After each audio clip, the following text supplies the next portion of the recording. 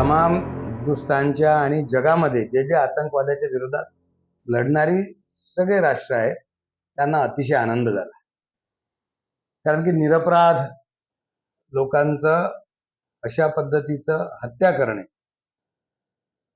साहजिकपणे चीड आणणारं आणि प्रचंड राग आणणारं एक कृत्य होतं. मागच्या वेळी पण पाकिस्तानच्या विरोधामध्ये असाच प्रकारचा आपण एअर स्ट्राईक केला होता आणि यावेळी ते अपेक्षित होतं. भारतीय जनतेला आता आतंकवाद्यांच्या विरोधामध्ये अशा प्रकारचं कृत्य यांच्या विरोधात हे सतत करावं लागणार आहे अशी अपेक्षा आहे. आणि नरेंद्र मोदी देशाचे प्रधानमंत्री झाल्यावर ज्या पद्धतीने आतंकवाद्यांच्या विरोधात लढण्याचं काम केलं, त्यामुळे देशाचे प्रधानमंत्री नरेंद्रजी मोदी, अमित शहाजी यांच्याकडूनच ही अपेक्षा आहे आणि ती अपेक्षा पूर्ण करतील.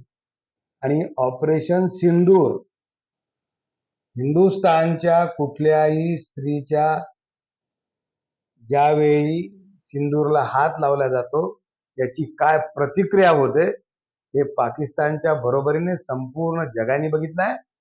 त्यामुळे हिंदुस्थानकडे जर कोणी डोळे वटारून बघितलं तर डोळे काढून त्याच्या हातात देण्याची ताकद आता हिंदुस्थानमध्ये आली आहे.